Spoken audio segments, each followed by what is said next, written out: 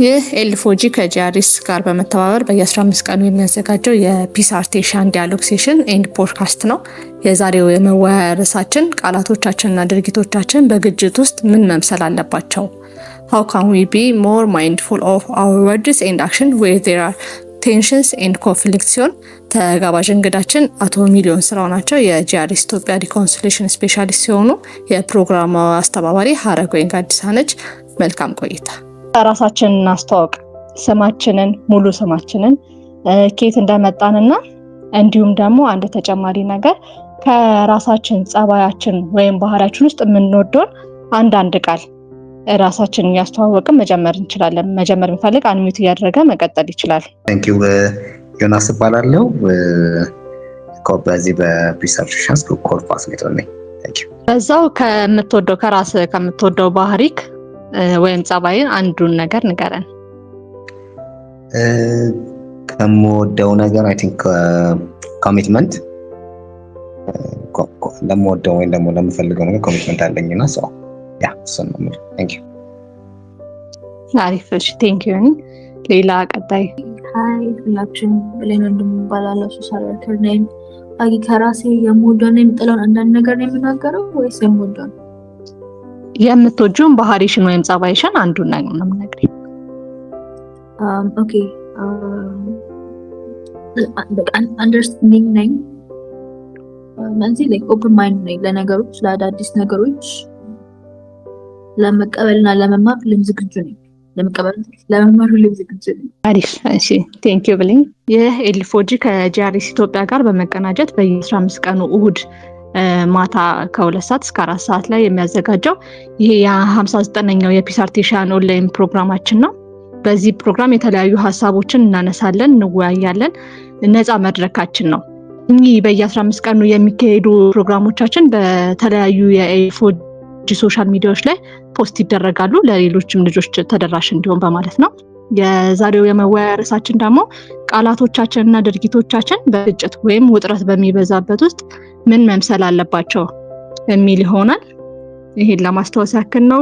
አሁንም ራሳችን ማስተዋወቅ የምንፈልግ ልጆች ካለን ሙሉ ስማችንን፣ ከየት እንደመጣንና ከራሳችን የምንወደው ባህሪ አንዱን እየተናገርን መቀላቀል እንችላለን።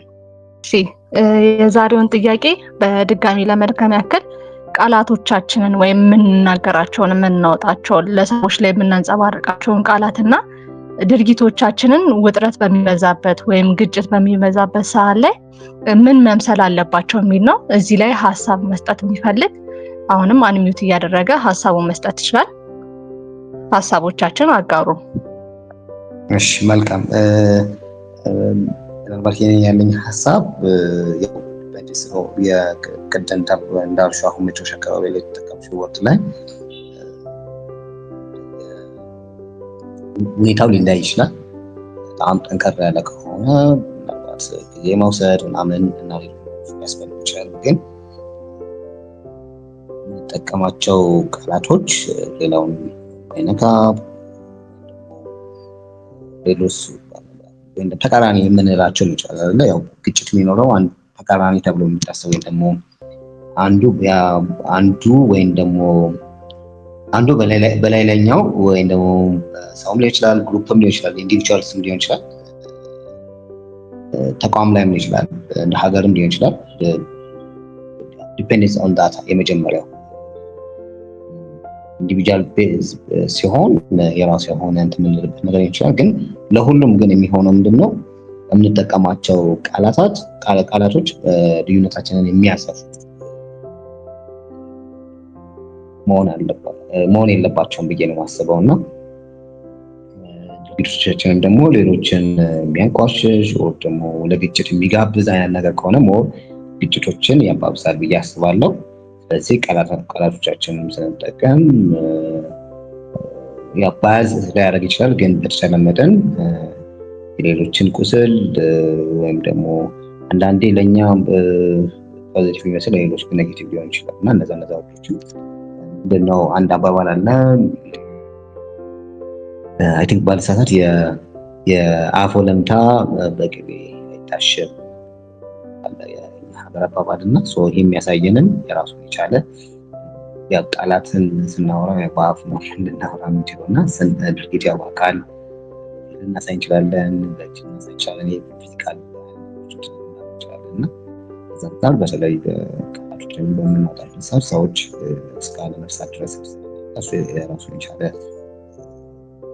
ችግሮችን ሊያባት ይችላል ብዬ አስባለሁ። በጣም አሪፍ። እሺ እናመሰግናለን። ሌላ በዚህ ላይ ሀሳብ መስጠት የሚፈልግ አንሚዩት እያደረገ መቀጠል ይችላል። ከዛ በፊት ግን አሁን ለተቀላቀላችሁን ለማስተዋወቂያ ያክል ይህ ኤልፎጂ ከጃሪስ ኢትዮጵያ ጋር በመቀናጀት በየ15 ቀኑ እሁድ ምሽት ከ2 ሰዓት እስከ 4 ሰዓት የሚያዘጋጀው 59ኛው የፒስ አርት ኤሽያን የኦንላይን ሴሽን ፕሮግራማችን ነው። የተለያዩ ፕሮግራሞችን ይዘንላችሁ መተናል። ግጥም፣ ተጋባዥ እንግዳ፣ የካርድ ሽልማት እንዲሁም በዚህ ሰፋ ባለ ርዕስ ላይ የምንወያይ ይሆናል እስከ 4 ሰዓት ድረስ። የዛሬው ርዕሳችን የሚሆነው ቃላቶቻችንና ድርጊቶቻችን በግጭት ወይም ውጥረት በሚበዛበት ውስጥ ምን መምሰል አለባቸው ነው። ስማችሁን ሳታስተዋውቁ ለጀመራችሁ ስማችሁንና ከየት እንደመጣችሁ እንዲሁም ደግሞ ከራሳችሁ ጸባይ የምትወዱት ወይም ደስ ይለኛል የምትሉትን ጸባይ አንዳንድ ቃል እየነገራችሁን በዛው መጀመር ትችላላችሁ። ስለዚህ በዛሬው መወያያ ርዕስ ላይ ሀሳባችሁን እንድትሰጡን መቀጠል ይቻላል አንሚዩት እያደረጋችሁ። እኔ ሀሳብ የሚሆነው ቃላቶቻችንና ንግግሮቻችን ላይ በጣም ከሰዎች ጋር ባለን ግንኙነት መጠንቀቅ ያስፈልጋል። ግን አንዳንዴ ደግሞ በግጭቶች አካባቢ ከሆነን ሳይለንትም መሆን የራሱ መፍትሄ ያለው ብዬ አስባለሁ።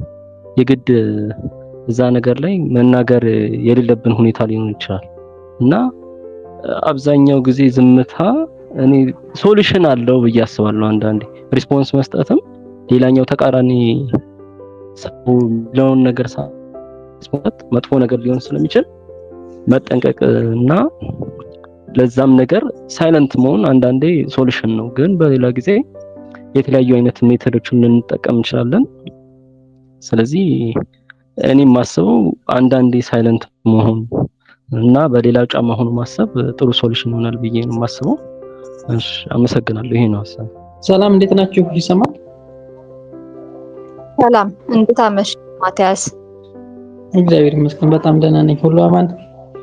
ሁሉ አሪፍ።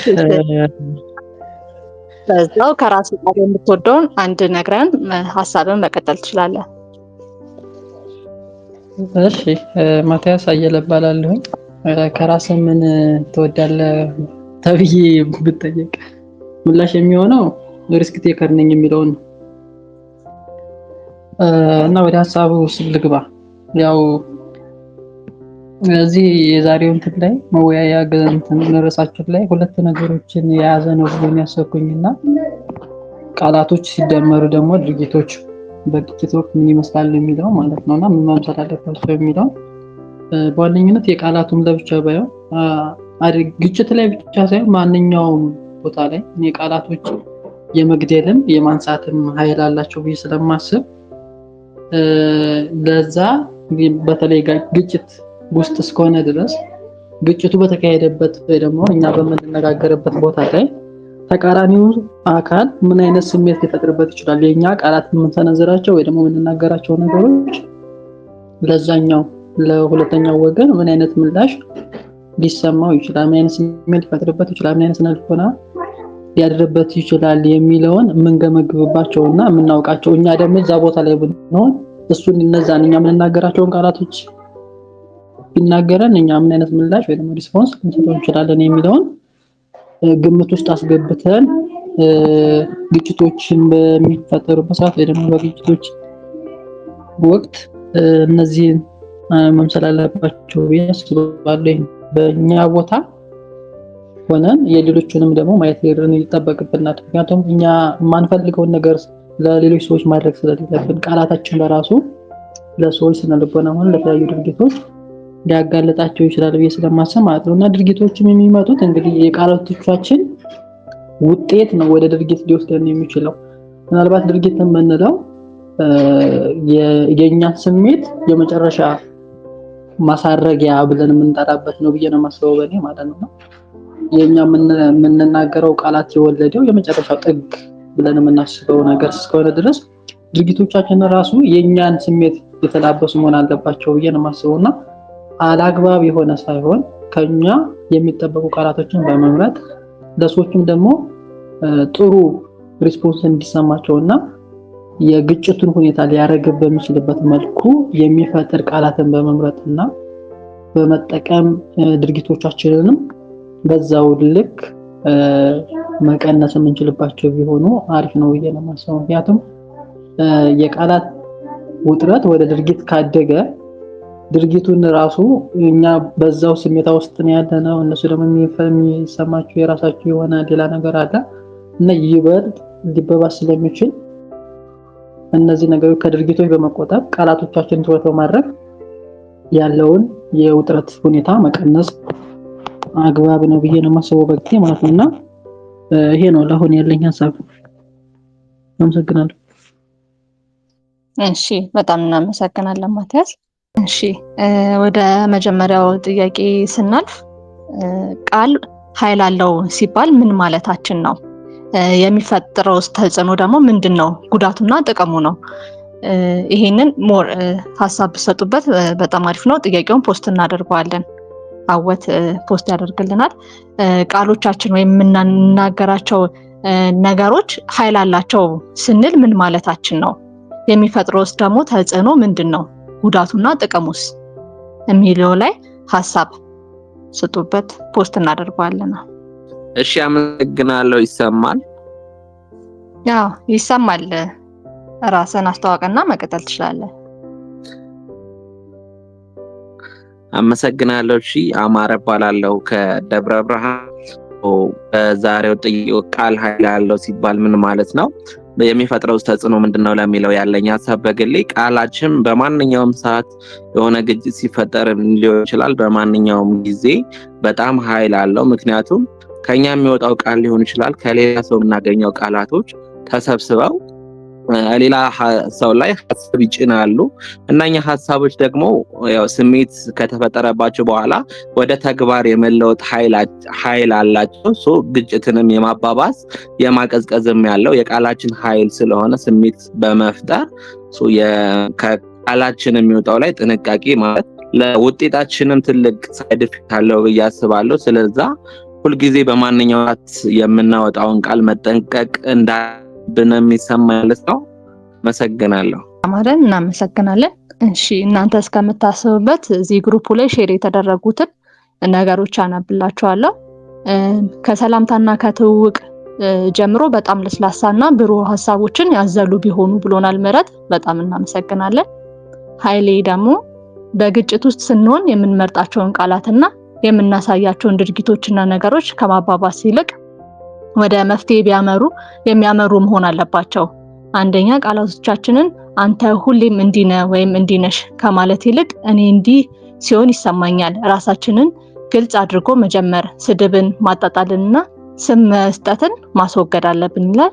ለጥያቄ ክፍት መሆንና ከመፍረድ ይልቅ ይህ የሆነበት ምክንያት ምን ይሆን ብሎ መጠየቅ ለራስና ለሌሎች ክብር መስጠት ነው። ይሄ መጀመሪያው ነው። ሁለተኛው ድርጊቶቻችንን ማዳመጥና ሌላኛውን ወገን ተናግሮ እስኪጨርስ በትዕግስት መስማት፣ በተቻለን ለመረዳት መሞከር፣ ራስን መቆጣጠር።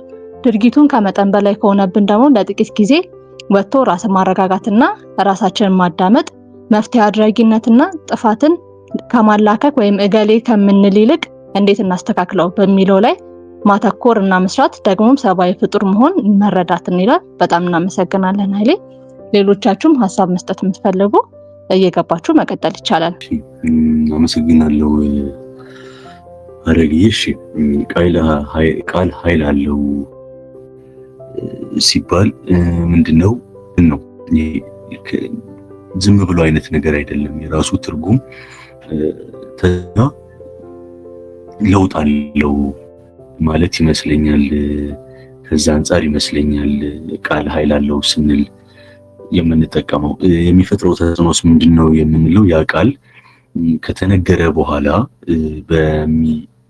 በተነገረለት ዓላማ ልክ ተጽዕኖ ይኖረዋል። ለምሳሌ ለመጉዳት ሊሆን ይችላል፣ ለመጥቀም ሊሆን ይችላል። እንዴት ነው የምንለው? ለምሳሌ አንድን ሰው መጥፎ ብቻ እንደሆነ ብንነግረው፣ እንደማይሳካለት ወይ ደግሞ ብንሰድበው ያንን ሰው ዝቅ ብናደርገው ራሱ ያ ቃል ምን ይሆናል? ወንጀል ሆኖ ይመጣል። ስለዚህ ኃይል እንዳለው ያሳየናል ማለት ነው። በተጨማሪም ያን የሚነገረው ሰው ራሱን ዝቅ አድርጎ ሊያይበት ይችላል። እንደተገለለበት ሊያውቅ ይችላል።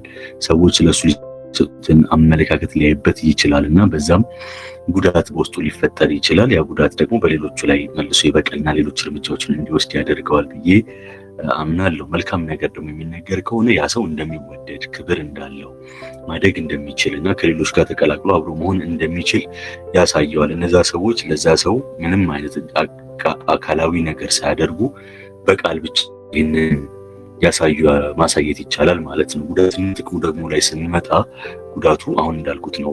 የሚነገርባቸው ሰዎች ደግሞ ኢቭን ተናጋሪዎቹ በራሱ ያን ነገር ሲናገሩት ያ ሰው ብቻ አይደለም የሚሰማው፣ ራሳቸውም ይሰሙታል። ስለዚህ እነሱ በቃል መልኩ የሰሙትን እንትን አእምሮ መዝግቦ ይዘውና ለራሳቸው የነገሩትን ነገር መልሶ የዛ እነሱ የተናገሩት የተሳደቡት ዝቅ ሊያደርጉ የሞከሩትን እንትን እነሱም ይወስዱታል። ስለዚህ ሁለቱም ይሆናል ማለት ነው ጉዳቱ ላይ የሚደርሱ ለጉዳቱ ተጋላጭ የሚሆኑት። ጥቅሙ ላይ ደግሞ ስንመጣ ያ መልካም የሚናገረው ሰው ደግሞ ያንን ቃል ከአፉ የሚያወጣው ሰው እሱም ይሰማዋል ልክ በተመሳይ መልኩ ማለት ነው። ያ ነገር የሚነገርበትም ሰው ይሰማዋል እና ስለዚህ መልካም ስለሆነ ያ ነገር እነዛ ሰዎች ተነሳሽነት እንዲኖራቸው፣ መልካም እንደሆኑ እንዲያውቁ፣ ሌሎች ሰዎች መልካም እንደሆኑ እንዲረዱ፣ ተናጋሪውን ጭምር መጥፎ ነው ጥሩ ነው ብለን እንድንለይበት ያደርገናል ማለት ነው እና ከዚህ አንጻር አርቻለሁ። አመሰግናለሁ። ሀረጌ ለመቀጠል የሚፈልግ ካለ መቀጠል ይችላል።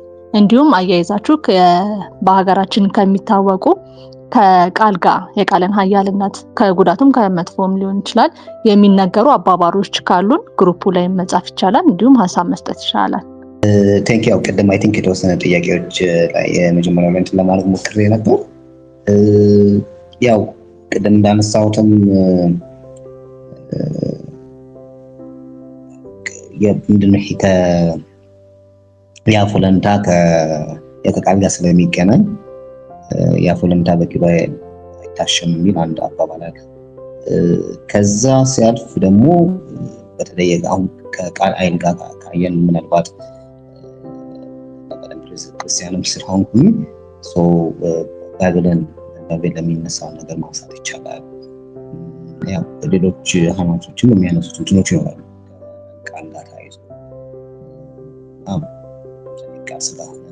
እንደዚህ አይነት ነገሮች የምንመለከታቸው ሃይማኖቶች ላይ ሊኖሩ ይችላሉ። ከዛም ማለፍ ሲል ደግሞ በተለይ ከዚህ ያው ቃል ስንል ድምጸቱ ብቻ አይደለም እና በሰዎች ስሜት፣ አስተሳሰብ፣ ዲሲሽን ሊሆን ይችላል ትልቅ ለውጥ ማምጣት የሚችል አቅም አለው ያስቃል። አይ ቲንክ እንደምታውቁት በሳይንስ ደረጃ ራሱ ሁለት አሁን አይ ቲንክ እንትኑን አላውቅም አላስታውሰውም ሁለት ውሃዎችን በቦክስ ውስጥ አስቀምጦ በኮንቴነር ማለት ነው አስቀምጦ ኤክስፐሪመንት ሲሰራ የመጀመሪያው ምንድነው ያደረገው ይሄ ጥሩ ነገር ይለዋል ምናምን ነገር እና አንደኛው ደግሞ የሆኑ ነገሮችን በቃ ኢንዱስትሪ ለምሳሌ ነገሮች አልቀምና ፋይናሊ ይሄ በንጹህ የነበረው አሚን ጥሩ ነገር ሲነግረው የነበረው ውሃ ላይክ እንትን ወደ ክሪስታልነት ወደ ይሄ ሲቀያየው ነው መርፎ ደግሞ ወደ አሮማይል ከለር ወይም something ሲቀየር የሚያሳይ ኤክስፐሪመንት አለና ቃል ምን ያህል ኃይል እንዳለው የሚያሳይ ነው ማለት ነው። ስለዚህ ትልቅ ለውጥ ማምጣት አቅም አለው ማለት ነው። ከዛ ሲያልፍ የራሱ የሆነ ጥቅምና ጉዳት ይኖራል። ጥያቄ እንዳነሳሽው ተጽዕኖ በጣም ከፍተኛ ነው የሚሆነው። ስለዚህ ጥቅምም ይዞ ሊመጣብን ይችላል፣ ጉዳትም ይዞ ሊመጣብን ብዬ አስባለሁ። ለምሳሌ ተስፋ ለመስጠት ሰዎችን አዎንታዊ ነገር እንዲያስቡ ወይም ደግሞ ተስፋ የቆረጠን ሰው ለማበረታታት ተስፋ ለመስጠት ሊያነቃቅ ይችላል ማለት ነው። ቃላቶች ጎበዝ እና ተስፋን የቆረጠ ሰው ሊያደርግ ይችላል። ይሄ ከጥቅም አንጻር አዎንታዊ ተጽዕኖ ሊሆን ይችላል። ከኮንፍሊክት ጋር ከዚህ ከሰላም ፍቅር ጋር በተያያዘ ደግሞ በሰዎች መሀል ትህትናን፣ ፍቅርን ቢልድ ሊያደርግ ይችላል። ኦር ደግሞ ግጭቶችን ሊፈታ ይችላል ወይም ደግሞ ቸርስትን ሊፈጥር ይችላል ማለት ነው ቃልን ማለት ነው። ስለዚህ የምንናገራቸው ቃላቶች ፖዚቲቭሊ ካሰብናቸው ሰላምን፣ ፍቅርን ያመጣልን ይችላል ማለት ወይም ደግሞ ማህበራዊ ትስስርን ይፈጥራል ማለት ነው። እንደምናውቀው ለእውቀት ለማስተማር ደግሞ እንደዚህ እውቀትን ለማስተላለፍና ማስተማሪያም ደግሞ እንጠቅምበታለን። ጥበብና እውቀትን ከጄኔሬሽን ቱ ጄኔሬሽን እናሸጋግርበት እንችላለን ብዬ አስባለሁ።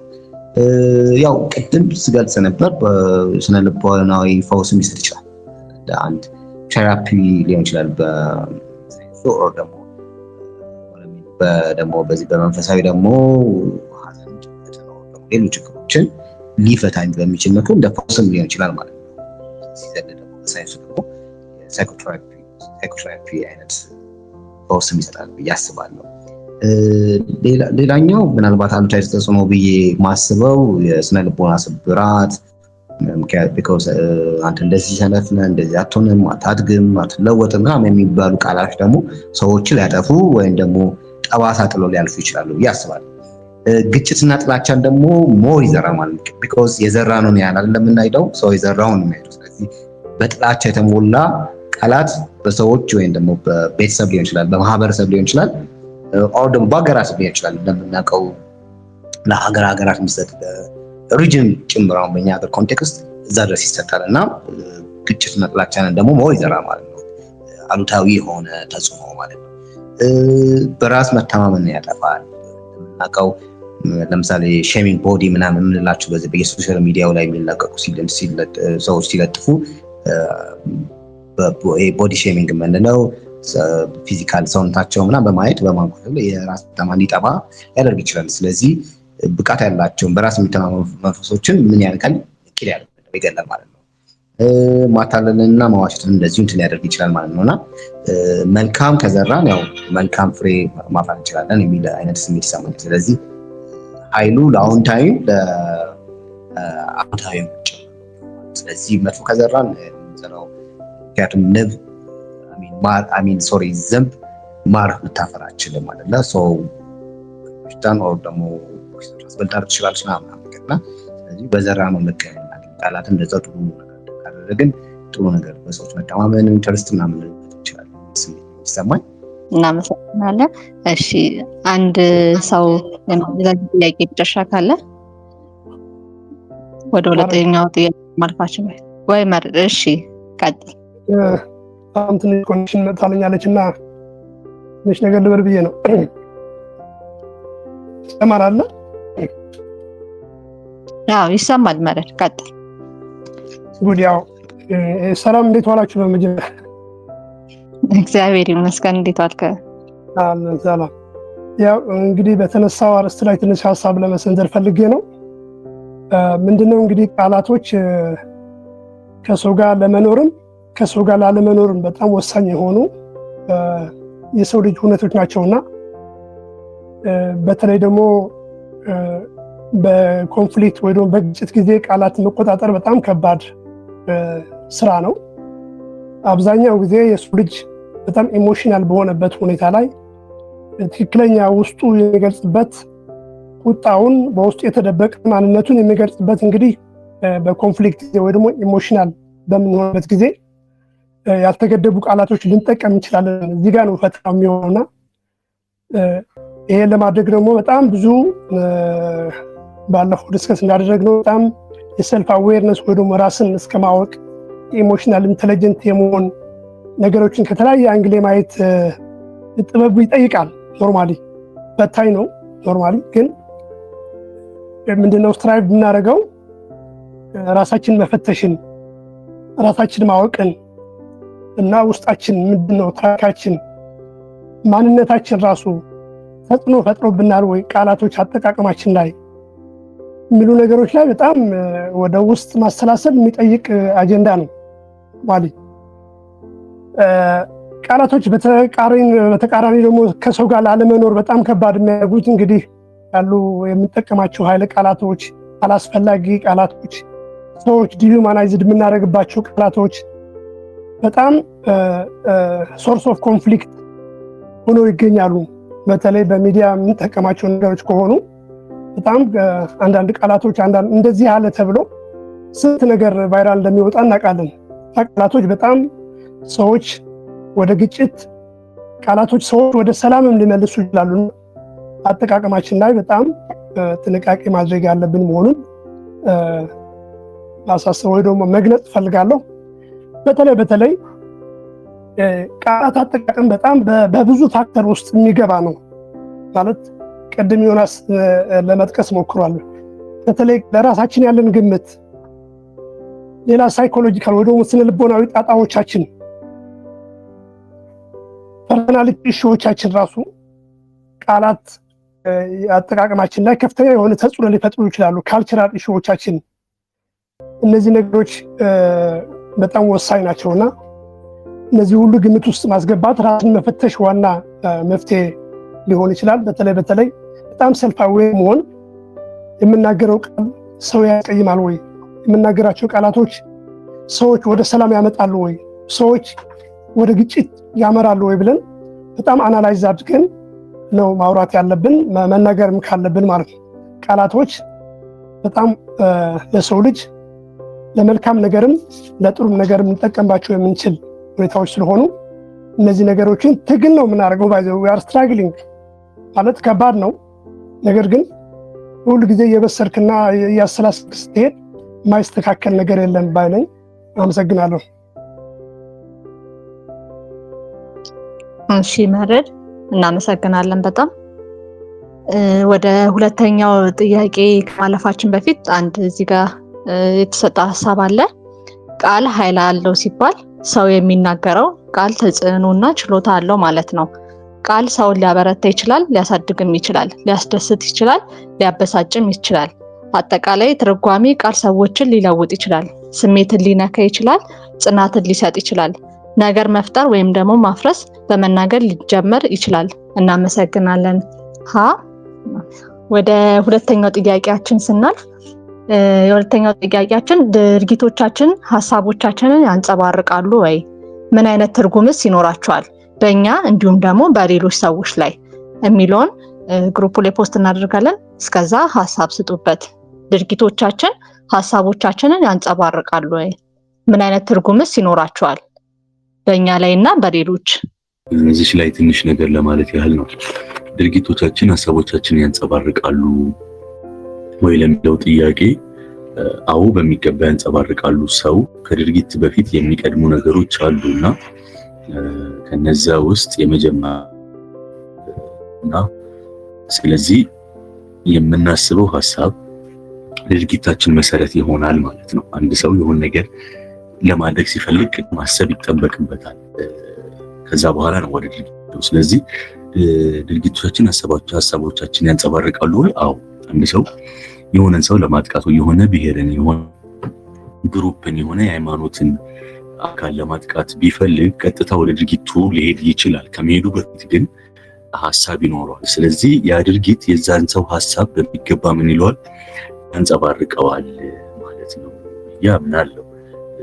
እሺ ሁለተኛው ምን አይነት ትርጉም ሲኖራቸዋል ነው የሚለው እዛው ተያይዞ የመጣው እንትን ትርጉሙም የዛ ድርጊት ወይ ደግሞ የዛ ድርጊት እንደዚህ አይነት ሀሳብ እንደነበረው የዚህ ሀሳብ አራማጅ እንደሆነ ያስታውቃል ማለት ነው። ያንን አካል ለማጥቃት ለመጉዳት ሆም ተብሎ የሚደረጉ ስራዎች ይኖራሉ። ለምሳሌ አካል ነጥሎ የማጥቃት ሊሆን ይችላል። በዘመናችን ባየናቸው የሆነን አካል ከማጥቃት በፊት ያ ሰው ሀሳብ ነው የሚያመነጨው። ለምሳሌ ለነዛ አካላት ስም መስጠት ሊሆን ይችላል። እነዛን አካላት መለየት ሊሆን ይችላል። እነዛን አካላት ጥፋተኛ እንደሆኑ ተደርጎ እንዲታሰብ እንዲሰራ ሀሳቦች ሊሆን ይችላል። ከዛ በኋላ ወደ ድርጊቶቹ ይሄዳሉ ማለት ነው። ስለዚህ ይህንን ያመነጨው አካል ወይ ደግሞ ያን አካል ያንን ሀሳብ ተቀብሎ የዛ ድርጊት ፈጻሚ የሆኑ ተባባሪዎች የዚህ ሀሳብ ነጸብራቅ ናቸው ማለት እንችላለን ማለት ነው። ምን አይነት ትርጉም ሲኖራቸዋል ከሚለው ጋር ተያይዞ ደግሞ ትርጉማቸው ያ ሰው ባደረገው ድርጊት ልክ ይተረጉማል ማለት ነው። መልካም ድርጊት ያደረገ በተጨማሪ መጥፎ ነገር ካደረገ መጥፎ ነገር አስቧል ማለት ነው። ያ በማን ላይ ሊሆን ይችላል? በእኛ ላይ፣ በሌሎች ላይ ማለት ነው። እኛ እንዲፈጸም ከተባበርና ግን በሌሎች ላይ ጉዳት እናደርሳለን ማለት ነው። በእኛ ላይ ደግሞ ሲሆን ሌሎች ይህን ድርጊት ካደረጉ የዛ ሐሳብ ነጸብራቅ ከሆኑ በእኛ ላይ ጉዳት ይደርሳል ማለት ነው። አመሰግናለሁ ሐረግ። እሺ እናመሰግናለን አወድ። ቃል ኃይል አለው ሲባል ንግግራችን ድምጽ ብቻ ሳይሆን የተጨባጭ ለውጥ ማምጫ መሳሪያ ማለት ነው።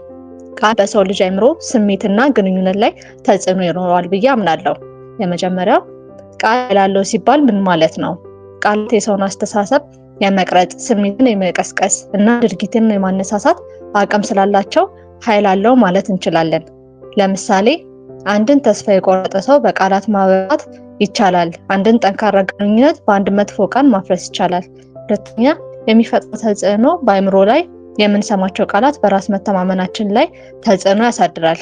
ለምሳሌ ትችላለህ የሚል ቃል የአእምሮን የስራ ተነሳሽነት ይጨምራል። በማህበራዊ ግንኙነት ላይ ቃላት በሰዎች መካከል ድልድይ ሊሆኑ ወይም ግንብ ሊገነቡ ይችላሉ። በተጨማሪም በአካላዊ ጤንነት ላይ ብሎም የጥላቻ ስሜት እንዲመነጭ በማድረግ ለጤና መታወክ ምክንያት ሊሆን ይችላል። ሶስተኛ ጥቅምና ጉዳቱ። ጥቅሙ ራስን ማበረታታት፣ በራስ መተማመን መጨመር፣ ራስን መውቀስ፣ ለሌሎች ማጽናናት፣ ማስተማር፣ ፍቅርን መግለጽ፣ ለማህበረሰብ አንድነትን መፍጠር፣ ሰላም መስበክ፣ ግጭት መቀስቀስ። ጉዳቱ ለጭቅት ማጋለጥ፣ ተስፋ ማስቆረጥ እንዲሁም መከፋፈል እንዲኖር ያደርጋል። ቃል እንደ ዘር ነው። በጎ ቃል ከሰራ ሰላምና ፍቅርን ታጭዳለህ። መጥፎ ቃል ከዘራ ደግሞ ጥልና ጸጸትን ታጭዳለህ። ሰው የስራውን ያገኛል እንዲሉ አበው። እናመሰግናለን ኃይሌ። እሺ ሌላ መቀጠል ሀሳብ መስጠት የሚፈልግ መቀጠል መግባት ይችላል። የሁለተኛው ጥያቄ የሚለው ለማስታወስ ድርጊቶቻችን ሀሳቦቻችንን ያንጸባርቃሉ። ምን አይነት ትርጉምስ ይኖራቸዋል በእኛና በሌሎች ሰዎች ላይ? ለአንድ ሰው እድል ሰጥቼ ወደ ቀጣዩ ፕሮግራማችን እናልፋለን። አንድ ሀሳብ መስጠት የሚፈልግ ሰው ካለ መቀጠል ይችላል። ቀጣይ የተንጸባረቁ ሀሳቦች አሉ። እነሱን ላንብብና ወደ ቀጣይ ፕሮግራማችን እናልፋለን። Our actions are direct reflection of our ideas and beliefs, serving as tangible expression of our thoughts. When we act in alignment with our values, we reinforce our identity and foster trust with others. Conversely, actions that contradict our beliefs can lead to internal conflict and diminish credibility. The effects of our behavior extend beyond ourselves. They influence the perception and reaction of those around us. Positive action can inspire and motivate others, while negative actions may discourage or harm a relationship. Ultimately, the interplay between our ideas and action shapes both personal fulfillment and social dynamics. እናመሰግናለን ስጦታው። እንዲሁም በተጨማሪ አንድ ሀሳብ ድርጊት የሀሳባችን ነጸብራቅ ነው። ድርጊቶቻችን ቮለንተሪ ወይም ኢንቮለንተሪ ሊሆኑ ይችላሉ። ይህም ቮለንተሪ የምንለው አስበን አቅደን የምናደርጋቸው ሲሆን ኢንቮለንተሪ ግን ሳናስበው የምናደርጋቸው ነው። ለምሳሌ መራመድ፣ መመገብ እና መተንፈስና ሌሎችም ነው። እናመሰግናለን ኤቼ።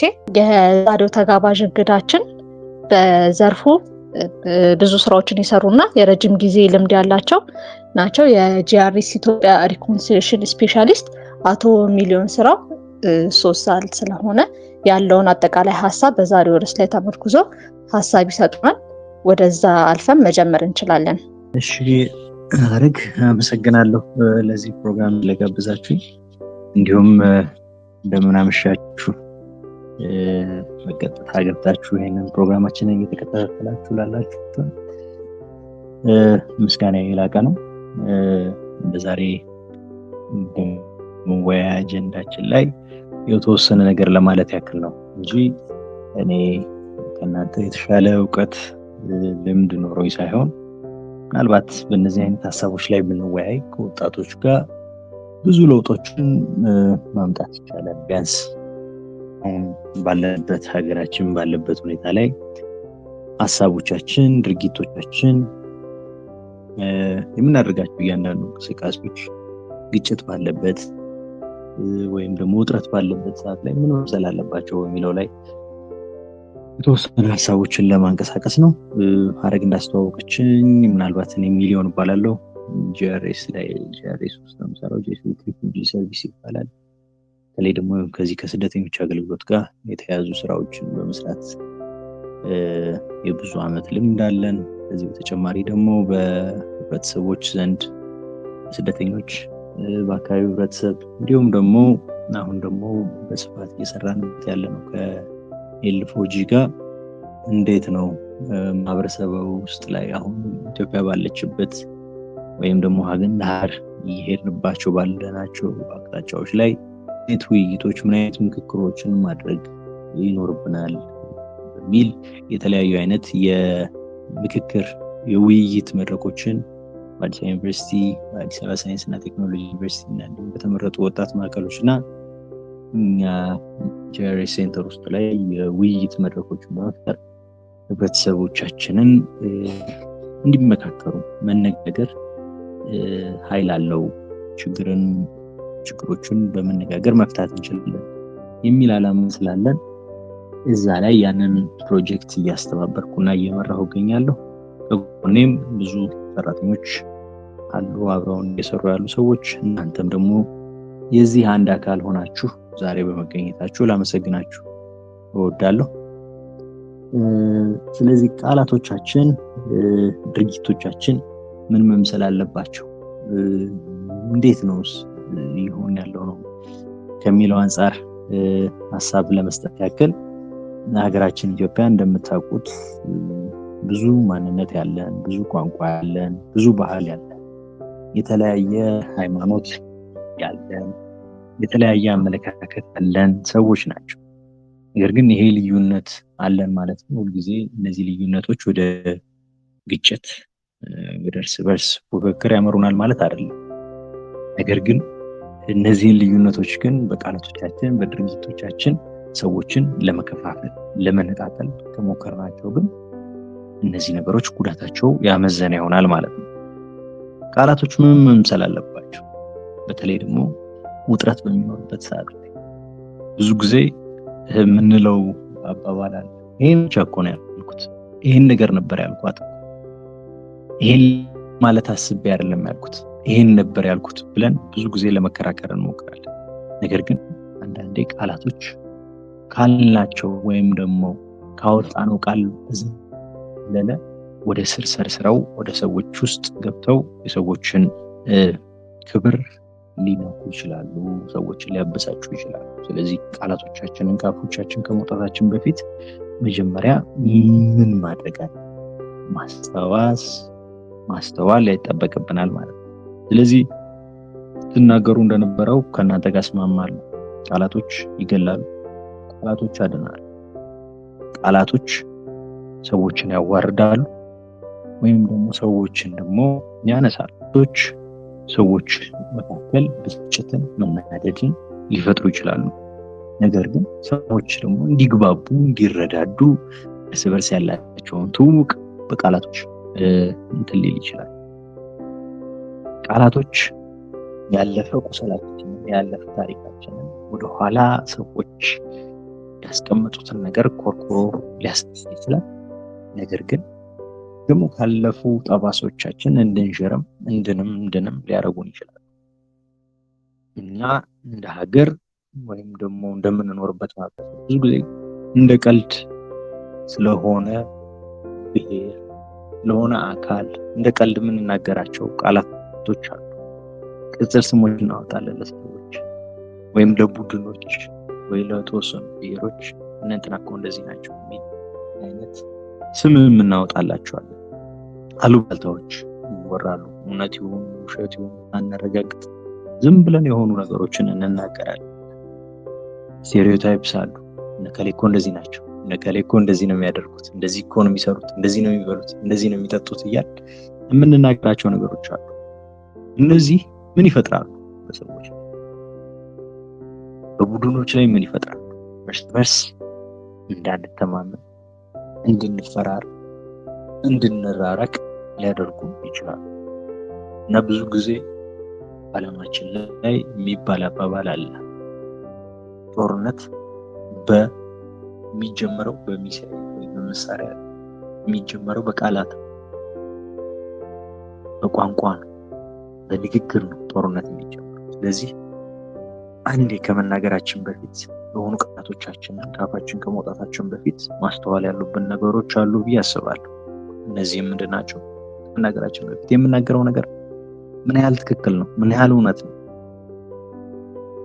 እውነትስ ቢሆን መናገር አለብኝ? አስፈላጊ ነው? አሁን መናገር አለብኝ? ብናገር ምን ያስከትላል የሚለው ነገር ማሰብ ያስፈልጋል። የምናገረው ነገር የሰዎችን ክብር፣ ሰብአዊነት ይጥሳል ወይስ ያከብራል? የምናገረው ንግግር በሰዎች መካከል መረዳዳትን ይፈጥራል ነው ሰዎችን ይከፋፍላል ብለን ቃላቶቻችንን ከመናገራችን በፊት መጀመሪያ ማሰብ ማሰላሰል ያስፈልጋልና ቃላቶች ብቻ አይደሉም። ቅድም ስትነጋገሩ እንደነበረው ስለ ድርጊቶቻችን ሀሳቦቻችንን ይገልጻል። አንዳንዴ ምን ይባላል? ሳላስበው ነው ይሄንን ነገር ያደረኩት፣ ስሜታዊ ነው እንላለን። ነገር ግን በተቃራኒው ደግሞ ምንድነው የሚባለው? አክሽን ወይም ደግሞ ድርጊት ከመሆኑ በፊት መጀመሪያ ሀሳብ ነበር ይባላል ደግሞ። ስለዚህ ስናሰላስለው የነበረውን ነገር ነው ወደ ድርጊት የለወጠው የሚሉ ነገሮች አሉ። ስለዚህ የምንናገረውን ነገር ብቻ አይደለም ማስተዋል አለብን። የምናደርገውንም ድርጊቶቻችንንም በተመሳሳይ መልኩ ድርጊቶቻችንን ማየት። እንዴት ነው ከኛ የተለዩ ሰዎች፣ ከኛ የተለየ አስተሳሰብ፣ ከኛ የተለየ አመለካከት ያላቸውን ሰዎች እንዴት ነው ትሪት የምናደርጋቸው? እንዴት ነው ከነሱ ጋር የምንነጋገረው? እናዳምጣቸዋለን? ግጭት ውስጥ ሆነን ቴንሽን ባለበት ሰዓት ላይ እነሱን ለማዳመጥ ዝግጁ ነን ነውስ እንዲናገሩ ማንፈቅድላቸው? የኛን ስሜት የኛን ሀሳብ ብቻ ነው የምናንጸባርቀው? ብስጭታችንን እንገልጻለን ወይስ እነሱን ለመረዳት እንሞክራለን? በተለይ ደግሞ ቴንሽን በሚኖርበት ሰዓት ላይ፣ ውጥረት በሚኖርበት ሰዓት ላይ ከነዛ ወደ ቫዮለንስ፣ ወደ መሰዳደብ፣ ወደ መመላለስ ከመግባታችን በፊት ቆም ብለን ማሰብ ወይም ደግሞ ከነዚህ ድርጊቶች ራሳችንን ለተወሰነ ጊዜ ማግለል መሸነፍ ማለት ነው። ስለዚህ የተወሰነ ጊዜ እነዚህ ነገሮች ርቆ ግን እነዛን ችግሮችን በንግግር በውይይት ለመፍታት መሞከር፣ ይሄ ትልቅ ጥረት ነው። ስለዚህ ይሄ ሰላምን ለማምጣት የምንወስደው አንድ እርምጃ ነው። ስለዚህ ነገሮች ስለ አክሽኖቻችን፣ ስለ ቃላቶቻችን ስናወራ እና ስለ ወጣቶች በምንነጋገርበት ሰዓት ላይ አሁን ላይ ያለውን የሶሻል ሚዲያ አጠቃቀማችንን ማየት አስፈላጊ ነው ብዬ አስባለሁ። ምክንያቱም አሁን ላይ እያንዳንዱ ሰው እጁ ላይ ስልክ አለ፣ ኢንተርኔት አለ። እነዚህን የሶሻል ሚዲያ በቀላሉ በእጆቻችን ላይ ስለገቡ ለብዙ ነገር ልንጠቀምበት እንችላለን። አሁን ላይ ፌስቡክ አለ፣ ቲክቶክ አለ፣ ቴሌግራም አለ፣ ዋትስአፕ አለ። ስለዚህ አንድ ፖስት የምናደርገው ፖስት በአንዴ ለሚሊዮኖች ለሺዎች በአንድ የተደራጀ ሆነ። አንድ የሐሰት ወይም ደግሞ ፌክ ኒውስ በማህበረሰቦቻችን ላይ ብዙ ግጭቶችን ሊቀሰቅስ ይችላል። አንድ የተናደድንበት ወይ ብስጩ የሆንበት ኮሜንት የሆነ ቦታ ላይ የሆነ ኮሚኒቲ ላይ እርስ በርስ ብዙ ነገሮችን ሊያደርሱ ይችላል። እነዚህ ነገሮች ደግሞ አይተናቸዋል በሀገራችን ባለፉት ዓመታት። ወደኋላ ተመልሰን ፌስቡክ ላይ ቴሌግራም ላይ የሚለቀቁ ቪዲዮዎች ያላቸውን ውጤት ለሀገራችን ብዙ ነገሮች አይተናል። ስለዚህ እነዚህ ፋክት ቼኪንግ ያስፈልጋል። ስለዚህ ስለሚጋሩ ሶሻል ሚዲያ ላይ ያየናቸው ነገሮች ሁሉ ትክክል ላይሆኑ ይችላሉ። ስለዚህ አንድን ነገር ፖስት ከማድረጋችን በፊት፣ ከማጋራታችን በፊት፣ ኮሜንት ከማድረጋችን በፊት ይሄ ነገር ማን ነው? ይሄንን ኮንቴንት የሰራ ማን ነው? ዓላማውስ ምንድን ነው? ለምንድን ነው ይሄን ነገር ያዘጋጁት? ይሄንን ነገር በማጋራበት ሰዓት ላይ ይሄ ነገር ሰዎች ላይ አደጋ ሊጭር ይችላል፣ አደጋ ሊያስከትል ይችላል። እነማን ላይ አደጋ ሊያስከትል ይችላል? እያጋራሁት ያለሁት ነገርስ እውነት ነው ወይ? ሀቅ ነው ወይ? ነውስ ለጊዜው የተሰማኝን ስሜት ኢሞሽኔ ነው እያጋራሁት ያለሁት ነገር የሚለው ነገር በደንብ አድርገን ማስተዋል ያስፈልጋል። ስለዚህ እንዴት አድርገን ነው ሶሻል ሚዲያን እኛስ መጠቀም ያለ? ሶሻል ሚዲያ ምን መምሰል አለበት? አጠቃቀማችን ምን መምሰል አለበት? ስለዚህ የምናጋራቸው ነገሮች እንዴት ነው በዚህ በቴንሽን ግጭት ባለበት ሰዓት ላይ ምን መምሰል አለበት? ስለዚህ ሰው አሉባልታን ግጭት የሚጭር የተለያዩ ነገሮችን ሰው ወጣቱ ፖስት ወይም ደግሞ ሌላው ኮሚኒቲ በሚያጋርበት ሰዓት ላይ እኛ ዝም ብለን ማየት አለብን? ሌላ ስራ መስራት ነው። ምን መምሰል አለበት? የምናጋራው ነገር በህብረተሰቦች ዘንድ መቀራረብን መፍጠር የሚችሉ ኮንቴንቶችን ማዘጋጀት አንድ ሊሆን ይችላል። ስቶሪዎችን ማዘጋጀት፣ ሰዎች እንዲረጋጉ ተረጋጉ፣ ወጣቶች ይሄ ነገር በዚህ መልኩ አይደለም መፍትሄ የሚገኝለት፣ ስለዚህ መረጋጋት ያስፈልጋል። ሰዎች እንዲነጋገሩ እንዲቀራረቡ ማድረግ ያስፈልጋል። አንዳንዴ ደግሞ የእንትኖቹን በተቃራኒ ደግሞ የተለያዩ ስራዎችን አንዳንዱ የጥላቻ ንግግርን በሚልበት ሰዓት እኛ በተቃራኒ ደግሞ ክብሮነትን የሰብአዊ ክብርን የሚምጥን ባላንስ ያደረጉ ስቶሪዎችን ማዘጋጀት ያስፈልጋል። ስለዚህ እኛም ላይክ የምናደርገው ሼር የምናደርገው ኮሜንት የምናደርገው የምንኖርበትን ሶሳይቲ ማህበረሰብ ሼፕ ያደርግልናል። ስለዚህ እኛ ያለንበትን ሰዓት እኛ ያለንበትን ጊዜ መረዳት ማሰብ ድርጊቶቻችንን ምን መምሰል አለባቸው የሚለውን ነገር ማየት መመልከት ከኛ ከወጣቶች ብዙ ነገር ይጠበቃል። ስለዚህ ይህንን ለውጥ ሀገራችን ላይ ለውጥ እንፈልጋለን። ግጭቶች እንዳይኖሩ እንፈልጋለን። በየቦታው የምንሰማው ዜና ደስ አይልም። ስለዚህ እኛስ ምን እንትን አለብን? እያንዳንዱ ነገር ለፖለቲካ ሊደሮች ነው የምንሰጠው። ተማሪዎቻችን ይሄ እንትና ስራ ፖሊሲው ይሄን አይፈቅድም እያለ ነው የምንቀመጠው ነውስ? እንዴት ነው ወጣቱ የነገዋን ኢትዮጵያ እንዴት መፍጠር ይችላል? ስለዚህ እንዴት እንደምንነጋገር እንዴት በዛሬዋ ኢትዮጵያ ላይ ነገ የምንፈልጋት ኢትዮጵያ ላይ እንዴት አድርገን መሳተፍ እንችላለን? ስለዚህ እኔ ለወጣቱ መልእክት ማስተላልፈው ወይም ደግሞ ዛሬ እዚህ እየተሳተፍን ላለነው ሰዎች ማስተላልፈው የምንናገራቸው ቃላቶች ግጭትን ሊያመጡ ይችላሉ፣ ደግሞ በህብረተሰብ ውስጥ መቀራረብን መፍጠር ይችላሉ። ድርጊቶቻችን ዲቪዥን መፍጠር ይችላሉ፣ ወይም ደግሞ ማህበራዊ ቅርርብን መፍጠር ይችላሉ። ሶሻል ሚዲያ ሀገራችንን ሊያጠፋ ይችላል፣ ወይም ደግሞ ለሰላም ልንጠቀምበት እንችላለን። ስለዚህ ሁልጊዜ እናስተውል፣ ኃላፊነት እንውሰድ። በእያንዳንዱ ቀን በእያንዳንዱ ጊዜ ሰላም እንምረጥ። ወደ ሰላም የሚወስዱ እርምጃዎችን ድርጊቶቻችንን በየዕለቱ መውሰድ ይጠበቅብናል ብዬ መልእክቴን በዚሁ ቋጫለሁ። ሁላችሁንም ለሰጣችሁኝ ጆሮ ለሰጣችሁኝ እድል ሁላችሁንም አመሰግናለሁ። ቴንኪዩ። እሺ፣ የጂአርኤስ ኢትዮጵያ ሪኮንሲሊዬሽን ስፔሻሊስት አቶ ሚሊዮን ስራው በጣም እናመሰግናለን ለሰጡን ገንቢ የሆነ አስተያየት እንዲሁም ምክር አዘል ሀሳብ በጣም እናመሰግናለን። እሺ፣ ወደ ሶስተኛው የመወያያ ርዕሳችን እንገባለን። የሶስተኛው የሚሆነው ጥያቄ የሶሻል ሚዲያ በጎና መጥፎ ጎኖች ከቃላትና ከድርጊት ከራሳችን ብሎም በማህበረሰብ ላይ ሊፈጠር የሚችሉ ተጽዕኖች እስከምን ድረስ ነው? ደግመዋለሁ። የሶሻል ሚዲያ በጎና መጥፎ ጎኖች ከቃላትና ከድርጊት አንጻር ከራሳችን ብሎም ከማህበረሰብ ላይ ሊፈጠር የሚችለው ተጽዕኖ እስከምን ድረስ ነው? ይሄ ሶስተኛው ጥያቄያችን ይሆናል። በዚህ ሀሳብ ላይ መስጠት የምትችሉ አንሚት ያደረጋችሁ መስጠት ትችላላችሁ። ጥያቄውን ግሩፕ ላይ ፖስት አድርገናል። በጎና መጥፎ ጎኖች አሉት። ያው ሁላችንም ሶሻል ሚዲያ ተጠቃሚዎች ነን፣ እናውቀዋለን። ስልክ የሌለው ሰው አሁን ላይ ወጣቱ ነው። 85% በላይ ወጣቱ ስልክ ተጠቃሚ ነው። ስልኩ ላይ ደግሞ የተለያዩ ሶሻል ሚዲያዎች አሉ።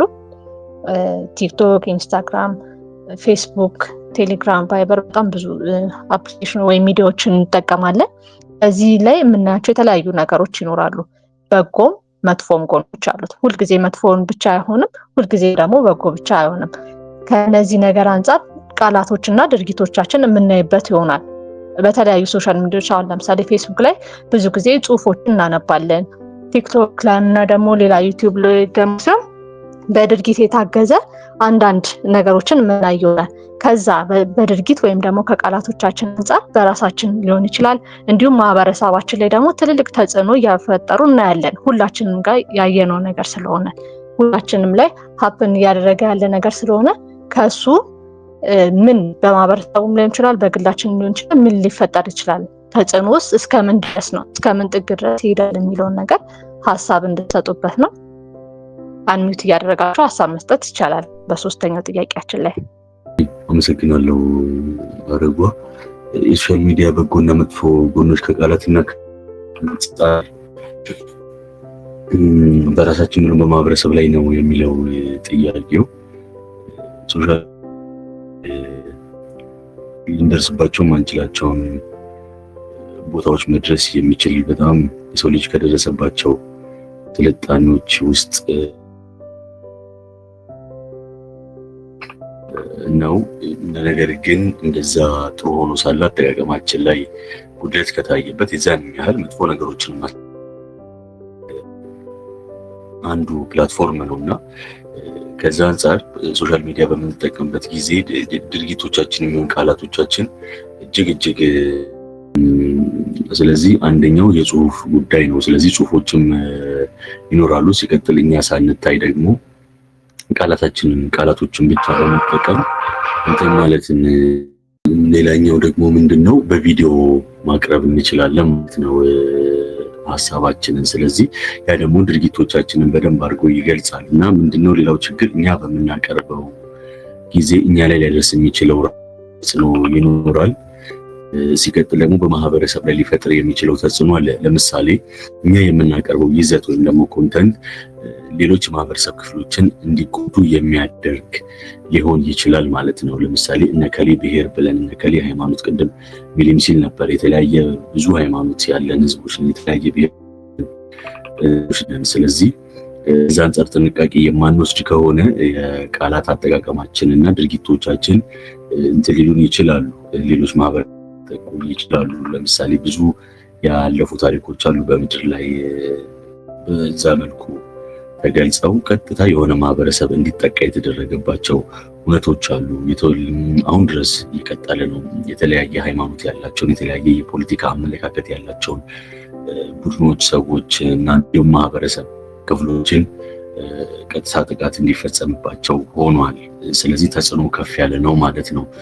ያለ ጥፋታቸው ጥፋተኛ ተደርገው የተሳሉ ሰዎች በዛ ምክንያት ሲገለሉ፣ ሲጎዱ፣ አለፍ ሲልም አካል መጉደልና እስከ ሞት ሲደርሱ ያየንበት ሁኔታ አለ። ስለዚህ የሶሻል ሚዲያ መጥፎ ጎኑ ይሄ ነው ማለት ነው። ቃላት አጠቃቀማችንና ድርጊቶቻችንን በጥንቃቄ ካላደረግናቸው። ሌላኛው ትልቁ ጎኑ ደግሞ በጎ ጎኑ ነው። ለምሳሌ አሁን ያልኳቸውን ነገሮች በተቃራኒ የምናደርጋቸው ከሆነ ስለሆነ ለምሳሌ ስለሆነ ማህበረሰብ መልካም ነገር ማውራት ስለሆነ የሶሻል ወይ ደግሞ የሆነ ማህበረሰብ የፖለቲካ አመለካከት ቢኖረው የዛ ፖለቲካ አመለካከት እኛ ባንቀበለው እንኳን ያ ማህበረሰብ ያ ቡድን ያ ግለሰብ ተቀብሎታል ስላልን ሶሻል ሚዲያ ብናስቀምጥ ብዙ ሰዎችን የምናስተምርበትና ሶሻል ሚዲያን በአግባቡ መጠቀም የሚቻልበትን መንገድ መፍጠር ይቻላል ብዬ በጣም አመሰግናለሁ። ተጋባዥ እንግዳችን ለጂአርኤስ ኢትዮጵያ ኮንሰርሽን ስፔሻሊስት አቶ ሚሊዮን ስራው የተጠየቁ ሁለት ጥያቄዎች አሉ። እነሱን አነባለሁኝ። ከዛን አቶ ሚሊዮን ስራውም ወደ ምላሹን ወደ መስጠት እንሄዳለን። የመጀመሪያው ጥያቄ ጥናቶች እንደሚጠቁሙት የአንድ መልእክት ትልቅ ክፍል የሚተላለፈው በአካል ንቅናቄ ነን ቨርባል ኮሚኒኬሽን ነው። ቃላቶቻችን በጎ ሆነው የአካል ክፍሎቻችን ቦዲ ላንጉጅ የምንለው ግን የጥላቻ መልእክት የሚልኩ ወይም የሚያሳዩ ከሆነ ይህ ግንኙነት በግጭት አፈታት ላይ የሚፈጥረው እንቅፋት እንዴት ይታያል? ይሄ የመጀመሪያው ጥያቄ ነው። ሁለተኛው ደግሞ የቃላት ግጭት አፈታት ዘዴዎች ቢብራሩልን ይላል። ወደ አቶ ሚሊዮን የምንቀጥል ይሆናል። ለእነዚህ ሁለት ጥያቄዎች ምላሽ እንዲሰጡልን ጋብዛለን። እሺ አረግ ጥያቄዎቹን ወደ እኔ ስላመጣሽ አሁን በድጋሚ አመሰግናለሁ። ያው ጥያቄዎቹ ለኔ ይባሉ እንጂ ሁላችንም ሀሳብ የምንሰጥባቸው የምናሸረሽርባቸው ናቸው ብዬ አምናለሁ። የመጀመሪያው ጥያቄ ጋር ሪፍሌክት ለማድረግ ያክል ብዙ ኮሚኒኬሽናችን እንደው ነን ቨርባል ነው ወይም ደግሞ ነን ቨርባል ኮሚኒኬሽን ወይም አካላዊ ንግግራዊ ያልሆነ ይሄ ምንድነው በአፍ የማያወጣ ንግግር በተለይ ፊቶቻችን የአካላቶቻችን እንቅስቃሴ ብዙ ነገሮች ላይ አሉ። ስለዚህ ግጭት ላይ ሲሆኑ ደግሞ በጣም ጎልተው ይታያሉ። ከምናወጣው በላይ ፊታችን አካላችን የሚያሳየው ነገር በጣም ወሳኝ እና የሚያነሳችሁትን ሀሳብ ሙሉ ለሙሉ ጋር ስለዚህ ነን ቨርባል ኮሚኒኬሽኖቻችንን በደንብ አድርገን ማስተዋል ያስፈልጋል። ቃላቶቻችን ብቻ ሳይሆን ፊታችን ይናገራል። እንዴት ነው የምንነጋገረው? ከሰዎች ጋር ስንነጋገር ሙሉ ፊታችንን፣ ሙሉ ትኩረታችንን፣ አይናችንን፣ ልባችንን ለነሱ ሰጠን እንነጋገራለን ነው ስናመልጣለን። ስለዚህ ምናልባት ከሁለተኛው ነገር ጋር አብሮ ይያያዛል ማለት ነው። ስለዚህ ሰዎች ጋር ግጭቶች በሚኖሩበት ሰዓት ላይ እንዴት አድርገን ነው ከሰዎች ጋር ችግሮችን ለመፍታት ያክል ምን አይነት እርምጃዎችን እንወስዳለን? እንዴት ነው ሰዎችን የምናገረው?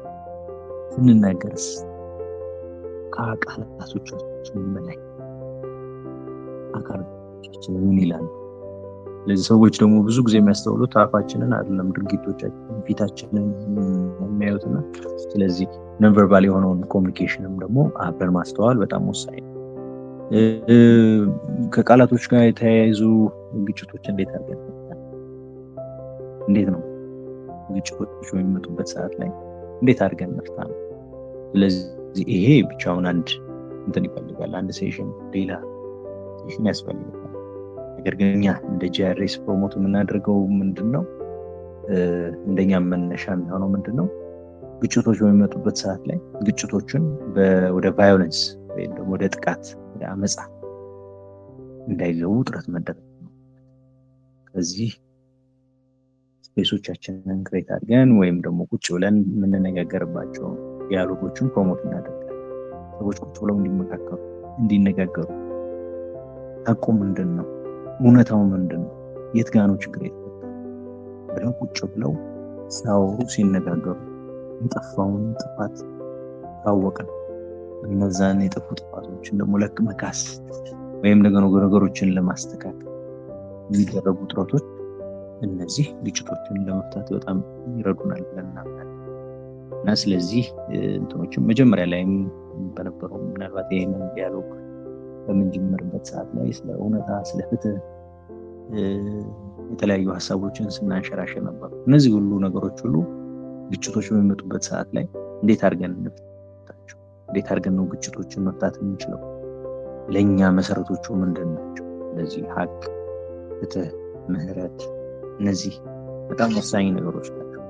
ርህራሄ፣ ኮምፓሽን የምንላቸው እነዚህ ከብዙ ነገሮች ጋር የተያያዙ ናቸው። እናንተም እስኪ ሀሳብ እንድትሰጡበት ለሌሎቻችሁ ክፍት ላድርገው። ይሄ ያለ መነሻሻል በቂ ነው። አመሰግናለሁ። እሺ፣ እናመሰግናለን አቶ ሚሊዮን። በዚሁ እንደጋበዙን ደግሞ ሌላ ሀሳብ መጨመር የሚፈልግ ካለ ለእነዚህ ሁለት ጥያቄዎች ሀሳብ መጨመር ትችላላችሁ። የአራተኛው ጥያቄ የሚሆነው በአስቸጋሪ ወቅቶች የኛ የማስተዋል አቅም ሊኖር የሚችለው ሚና ምንድን ነው የሚል ነው። ደግማለሁ። በአስቸጋሪ ወቅቶች ወይም ግጭት በሚኖርበት ውጥረት በሚኖርበት ሰዓት ላይ የኛ የማስተዋል አቅማችን ሊኖረው የሚችለው ሚና ወይም አስተዋጽኦ ምንድን ነው? አራተኛው ጥያቄያችን ፖስት ተደርጓል ግሩፑም ላይ በአስቸጋሪ ወቅቶች የኛ የማስተዋል አቅም ሊኖረው የሚችለው ሚና። ይህ ማለት ሁላችንም እንደ ፐርሰናልም ሊሆን ይችላል፣ ከቤተሰብም አንጻር፣ ከሀገር ከማህበረሰብም አንጻር አስቸጋሪ የሆኑ ወቅቶችን እናልፋለን። ግጭቶች ሊኖሩ ይችላሉ፣ ውጥረቶች ሊኖሩ ይችላሉ። እነዚህን ጊዜ እኛ እንዴት ነው በማስተዋል የምናልፋቸው? ምን አይነት አስተዋጽኦ ውስጥ እያስደረግን ነው የምናልፈው የሚለውን ጥያቄ ነው። በዚህ ጥያቄ ላይ ሀሳብ ስጡበት። እሺ፣ ግሩፑ ላይ ሼር የተደረገ አለ፣ እሱን ላካፍላችሁ። የሶሻል ሚዲያ መጥፎ ጎን ልክ ቅድም ያልነው የቃላት የመግደል አቅም በጣም በብዙ ሺህ እጥፍ ከፍ ሲል ማለት ሲሆን፣ ጥሩ ጎኑ ደግሞ ልክ በዚህ ሰዓት እያደረግነው እንዳለ ነው ጥሩ ነገሮችን ለብዙ ሰዎች ማድረስ የምንችልበት መድረክ ነው። ስለዚህ የሶሻል ሚዲያ ተጽዕኖ እንደያጠቃቀማችን ሁኔታ ሰዎችን እስከ ማጋደልም ሆነ ማዋደድ የሚደርስ ነው። ይህ ለቀደም ላለው ሶስተኛው ጥያቄ ነው። እናመሰግናለን ታምራት። ለማስታወስ ያክል ይህ ኤልፎጂ ከጂአርዲስ ኢትዮጵያ ጋር በመቀናጀት በየ15 ቀኑ እሁድ ምሽት ከ2 ሰዓት እስከ 4 ሰዓት የሚዘጋጅ የ59ኛው የፒስ አርቴሽን ኦንላይን ሴሽን ፕሮግራማችን ነው። በዚህ ፕሮግራሞች የተለያዩ ሀሳቦች ይነሳሉ። የተመረጡ ሀሳቦች የምንወያይበት የምናንሸራሽርበትና የምንወያይበት ነፃ መድረካችን ነው። ስለዚህ ሀሳቦቻችሁን እየሰጣችሁ ለአራተኛው ጥያቄ በአስቸጋሪ ወቅቶች የኛ የማስተዋል አቅም ሊኖረው የሚችለው ሚና ወይም አስተዋጽኦ ምንድነው? ግሩፑም ላይ ፖስት አድርገናል። በዚህ ሀሳብ ስጡበት። አንሚዩት እያደረጋችሁ መግባትና መቀጠል ትችላላችሁ። ማውራት ደግሞ ማስችሉ ግሩፑ ላይ ሼር ማድረግ ትችላላችሁ በጽሁፍ። የአራተኛውን ጥያቄ እያሰባችሁበት ሀሳብ እስከምትሰጡ ድረስ የጥያቄ የካርድ የሚያሸልመው ጥያቄያችንን ፖስት እናደርጋለን። እስከዛ ድረስ ለአራተኛው ጥያቄ ምላሽ አስቡበት። የካርድ ሽልማታችን ጥያቄ የሚሆነው ከዚህ በፊት የምናደርጋቸው አሁን ዛሬ 59ኛው የ2025 የመጨረሻው የኦንላይን ሴሽን ፕሮግራማችን ነው የሚሆነው። 59ኛው ደርሰናል። ከዚህ በፊት ከተደረጉት ከሁለት ፕሮግራም በፊት የተደረገው 57ኛው ሴሽን ርዕሱ ምንድን ነበረ? እሱን ግሩፕ ላይ ፖስት አድርጉልን። የካርድ ሽልማት እናደርሳለን። ስለዚህ የድጋሚ ጥያቄውን ለመድገም ያክል 57ኛው የኦንላይን ሴሽናችን የፒስ አርቴሽን ኦንላይን ሴሽን ፕሮግራማችን ርዕሱ ምንድን ነበር የሚለው የ57ኛው። እሺ ጥያቄው እስከሚመለስ ድረስ የካርድ ሽልማት ጥያቄ እስከሚመለስ ድረስ አራተኛውን ጥያቄ በአስቸጋሪ ወቅቶች የኛ የማስተዋል አቅም ሊኖረው የሚችለው ሚና ወይም አስተዋጽኦ ምንድን ነው? በዚህ ላይ አንዳንድ ሀሳብ ስጡበትና ወደሚቀጥለው እንገባለን። አንሚዩት በማድረግ ሀሳብ ማጋራት ይቻላል። አንድ ሀሳብ በጽሁፍ ተጋርቷል። እሱን እናነብላችኋለሁ። በአስቸጋሪ ወቅት ማስተዋላችን ለግጭቱ መፈታት ትልቅ ሚና አለው። በአንዱ በኩል በኃይል ሲመጣ የሌላኛው ማስተዋል መፍትሄን ያስገኛል። ማስተዋል ሚናው በግጭት አፈታት ላይ ዘርፈ ብዙ ነው። በጣም እናመሰግናለን። የካርዱ ጥያቄ ላይ ማቲያስ ሜል ኢንጌጅመንት 4GBV ብሏል። ኃይሌ ደግሞ ስለምን እንነጋገር ብሏል። እሱ 58ኛው ነበር። ሀ ደግሞ የግልና የቡድን መብቶቻችንን እና ፍላጎታችንን እሱ ነው። ስለዚህ ሀ የሚባለው የዛሬው ካርድ አሸናፊያችን ሆኗል። በጣም እናመሰግናለን ስለመለስክልንም። ስለዚህ ወደ መጨረሻው ፕሮግራማችን እንሸጋግራለን። የመጨረሻው ፕሮግራማችን የሚሆነው የግጥማችን ነው። አቶ ዮናስ ብርሃኑ ግጥሙን ያቀርቡልናል። ወደዛ ማለፍ እንችላለን። ቴንክ ዩ አመሰግናለሁ። ምናልባት ግጥሙ ታውቁታላችሁ። የገብረ ክርስቶስ ደስታ ነው። ወደ ግጥሙ ገባለው ማለት ነው። እሺ መልካም። እሺ የግጥሙ ርዕስ እኔ እወድሻለሁ። ብዙ ሺህ ዘመናት እልፍ አላፍ ሌሊት ሚሊዮን መሰለኝ ፍቅሬ አንቺን ስወድሽ ቀኑ ረዘመብኝ። እኔ እወድሻለሁ የሰማይ መሬቱን የዓለም ዳርቻ የርቀቱን ያህል እንደ ጽጌረዳ እንደ አደይ አበባ እንደ ሎሚ ሽታ እንደ ዕጣን ጢስ እንጨት እንደ ከርቤ ብርጉድ እኔ እወድሻለሁ። አበባ እንዳየንብ እንደ ቢራቢሮ ጫካ እንደሚያስሰው ፍቅርሽን በፍቅርሽ ልቅመሰው። ማር ወለላይ ነሽ ከረሜላዬ ስኳር አማርኛ አይበቃ ወይ ባለም ቋንቋ ሁሉ ቢወራ ቢነገር እኔ እወድሻለሁ። እንደ ማታ ጀንበር እንደ ጨረቃ ጌጥ እንደ ንጋት ኮከብ እኔ የማልጠግብሽ ስወድሽ ስወድሽ ስወድሽ ጡት እንዳየ ሕፃን ወተት እንዳማረው ጠጋበይ ዘመዴ አፍሽ ሕይወቴ ነው። ጣይ እንዳየ ቅቤ ገላሽን ገላይ ሲነካ የሚያልቀው አፈር መሬት ትቢያ ውሃ እንደሞላው ፍቅሬ አንቺን ስወድሽ ብዙ ሺህ ዘመናት እልፍ አላፍ ሌሊት እኔ እወድሻለሁ። አይኖችሽን ባይኔ ተዳክሜ እያየው ስወድሽ ስወድሽ እኔ ይቻላል። ከገብረ ክርስቶስ ደስታ 1960 ነው። አመሰግናለሁ። ቴንክ ዩ። አመሰግናለን ዩኒ። በጣም አሪፍ ግጥም ነው። ሼር ስላደረከን እናመሰግናለን። እሺ የመጨረሻ የሁለተኛውን ደግሞ እንዲሁም የመጀመሪያውን የሚባለው ተሳታፊያችን ስለመለሰልን እናመሰግናለን። የመጨረሻውን የካርድ ሽልማት አንድ ተጨማሪ ጥያቄ እንጠይቅና እንዘጋ ይሆናል። የሁለተኛው ጥያቄያችን የሊቭ ፎር ጀነሬሽን የኦርጋናይዜሽኑ ሞቶ ወይም የሚታወቅበት አባባል ምንድን ነው? እሱም ግሩፑ ላይ ቶሎ ሼር ላደረገልን የመጀመሪያው ተሳታፊ የካርድ ሽልማት የምንሸልም ይሆናል። የሊቭ ፎር ጀነሬሽን ሞቶ። እሺ እናመሰግናለን ኃይሌ። የመጀመሪያው መላሽ ሆኗል። ቤተር አቲቲዩድ ቤተር ላይፍ የሚለውን የሊቭ ፎር ጀነሬሽን ሞቶ መልሷል። ስለዚህ ሁለተኛው ተሸላሚያችን ኃይለ ልዑል ይሆናል። እናመሰግናለን ስለተሳተፋችሁ። የዛሬው የ2025 የመጨረሻው የፒስ አርቲፊሻል የኦንላይን ሴሽናችን ነው የሚሆነው። 2026 ላይ በሰላም ያገናኘን። በበለጠ ለመሳተፍ በተለያየ ኃይል እና በተለያዩ ሀሳቦች ለመገናኘት ያብቃን። የዛሬው ሴሽናችንን በዚሁ በጣም እናመሰግናለን። ከ2 ሰዓት እስከ 4 ሰዓት የነበረን ፕሮግራም ይህንን ይመስላል። የዛሬው ርዕሳችን የተወያየንበት ርዕሳችን ቃላቶቻችንና ድርጊቶቻችን በግጭት ወይም ውጥረት በሚበዛበት ውስጥ ምን መምሰል አለባቸው በሚል ሰፊ ሀሳቦችን አይተናል። የተለያዩ ሀሳቦችንም አይተናል። ለተጋባዥ እንግዳችን ለጂአርኤስ ኢትዮጵያ ሪኮንሲሊዬሽን ስፔሻሊስት አቶ ሚሊዮን ስራው እጅግ በጣም እናመሰግናለን። ሌሎቻችሁም ስለተሳተፋችሁ ሀሳቦቻችሁን በግልጽነት ስላጋራችሁን በጣም እናመሰግናለን።